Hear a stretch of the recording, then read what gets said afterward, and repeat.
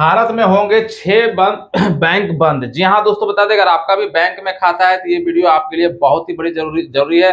जी हाँ दोस्तों, बता दें यस बैंक जो है भारत में बंद होने वाला है, पंजाब नेशनल बैंक बंद होने वाला है, इंडियन ओवरसीज बैंक जो है बंद होने वाला है। आइए जानते हैं दोस्तों ये सारे बैंक जो है क्यों बंद हो रहे हैं, क्या है कारण। अगर ये सारे बैंकों में आपका खाता है तो क्या होगा उस खाते का, और उस पैसे की क्या होगा जो आपके अकाउंट में पड़ा हुआ है, सब कुछ बात करेंगे इस वीडियो में। लेकिन अभी तक चैनल को सब्सक्राइब नहीं किए हैं तो देर क्यों कर रहे हैं, तुरंत सब्सक्राइब करके बेल आइकन प्रेस कर लीजिए।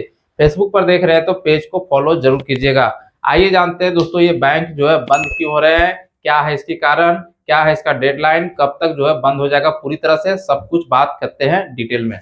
चलिए आइए बात करते हैं दोस्तों, तो कौन कौन से जो है बैंक जो है बंद होने वाले हैं। एक्चुअली दोस्तों बंद नहीं हो रहा है, लेकिन एक दूसरे से जो है मर्ज हो रहा है, कहीं ना कहीं एक तरह से बंद ही हो रहा है। क्योंकि जो बैंक हम बताने जा रहे हैं वो बैंकों का जो है नामो निशान जो है पूरे भारत से खत्म हो जाएगा। तो आइए समझते हैं कौन कौन से बैंक है जो बंद होने वाले हैं, यानी मर्ज होने वाले हैं। ठीक है, तो भारत में 6 बैंक होंगे बंद। जी हाँ दोस्तों, 6 बैंकों को जो है मर्ज किया जा रहा है। पहला है दोस्तों बैंक ऑफ इंडिया, इसको जो है मर्ज किया जाएगा दूसरे बैंक में। दूसरा है इंडियन ओवरसीज, ये भी मर्ज होगा। तीसरा है सेंट्रल बैंक ऑफ इंडिया, ये भी मर्ज होगा। चौथा है बैंक ऑफ महाराष्ट्र, ये भी मर्ज होगा। पांचवा है यूको बैंक, ये भी बंद हो जाएगा।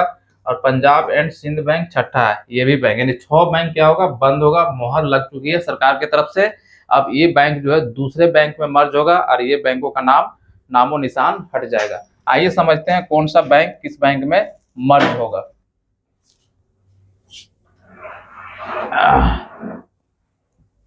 सब एआई से बनवाए हैं।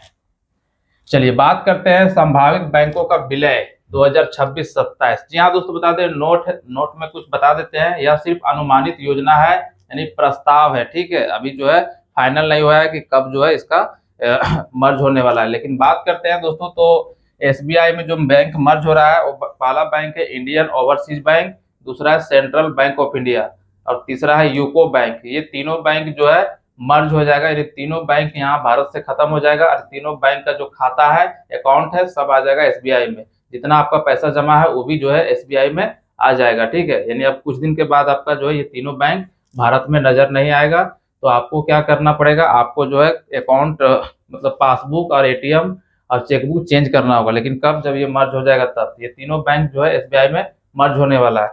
दूसरा है दोस्तों बैंक ऑफ इंडिया और पंजाब एंड सिंध बैंक, ये दोनों बैंक मर्ज हो रहा है पंजाब नेशनल बैंक में। दोनों बैंक जो है अब कुछ दिन के बाद आपको देखने को नहीं मिलेगा।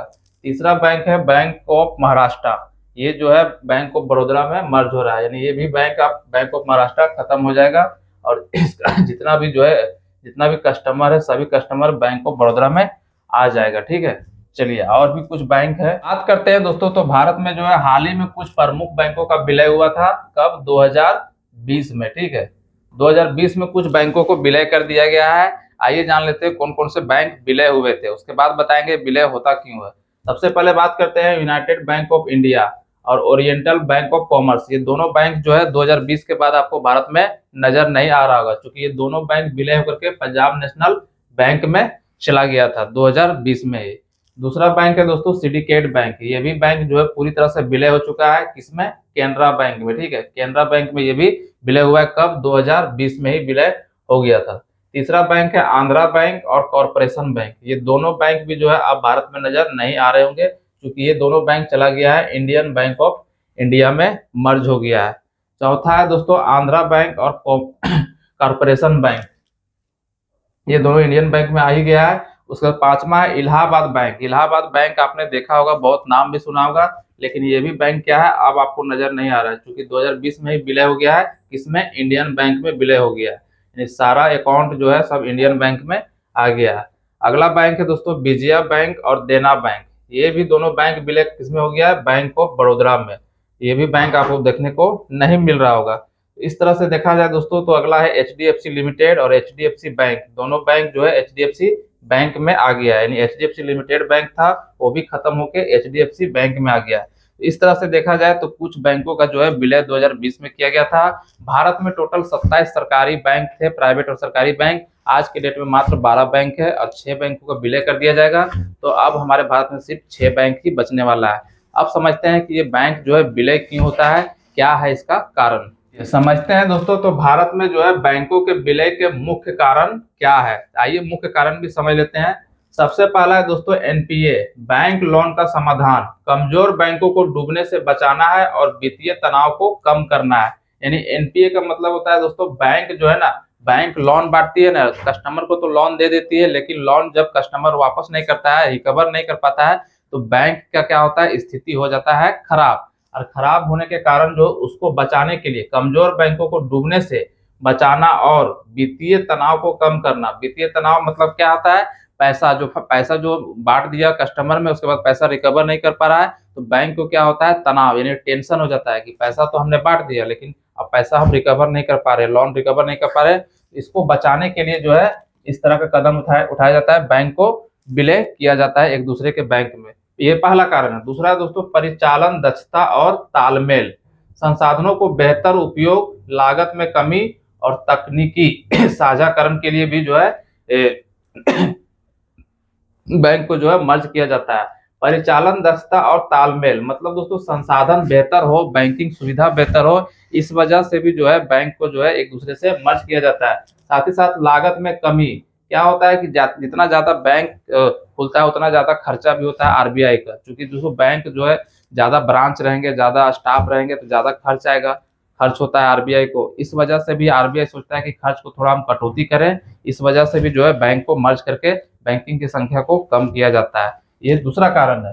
तीसरा कारण है दोस्तों वैश्विक स्तर के बड़े बैंक बनाना। मतलब अंतरराष्ट्रीय प्रतिस्पर्धा और बड़ी परियोजनाओं के लिए वित्त पोषण के लिए विशाल बैंकों का आवश्यकता।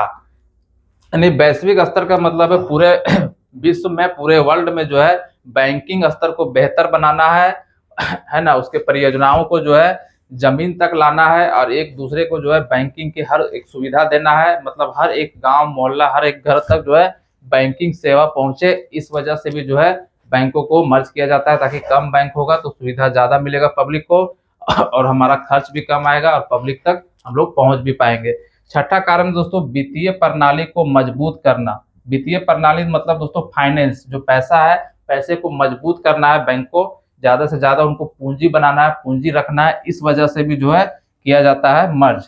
कम और मजबूत बैंकों का विनियम और निगरानी करना आसान होता है। जी हाँ दोस्तों, बता दें यहाँ पे जो है कम बैंक होगा तो मजबूत होगा, क्योंकि संख्या कम होगा। आप समझ लीजिए आपके घर में 8 परिवार है और कहीं दूसरे के घर में 4 परिवार है, तो वो ज्यादा मजबूत है। कैसे, फाइनेंशियल। जी हाँ दोस्तों, उसके यहाँ कम खर्चा है, तो क्या कम खर्चा होगा तो क्या होगा, फाइनेंशियल उसके यहाँ पैसा ज्यादा बचेगा, और ज्यादा बचेगा तो ज्यादा मजबूत होगा। इसीलिए जो है कम बैंक रहेगा तो ज्यादा मजबूत होगा। इसीलिए जो है बैंकों को संख्या कम किया जा रहा है दिन प्रतिदिन, ताकि जो है मर्ज करके कम बैंक रहेगा तो ज्यादा टेंशन नहीं होगा और मजबूत भी रहेगा। इस तरह से देखा जाए तो कुछ ऐसे कारण है जिसके कारण जो है बैंकों को मर्ज किया जाता है। खास करके दोस्तों बैंक जब लोन बांट देती है, लोन रिकवर नहीं कर पाती है, तो बैंक की स्थिति खराब हो जाता है। इस वजह से बैंक को फिलहाल एक दूसरे से मर्ज किया जा रहा है, ताकि ये स्थिति ना हो कि बैंक दिवालिया हो जाए और आपका पैसा डूब जाए। सरकार का मेन मंशा यही है कि पब्लिक का पैसा डूबे ना। वीडियो को ज्यादा से ज्यादा शेयर कीजिए ताकि ये जानकारी सबको पता चल पाए। मिलते हैं अगले वीडियो पे, तब तक के लिए जय हिंद।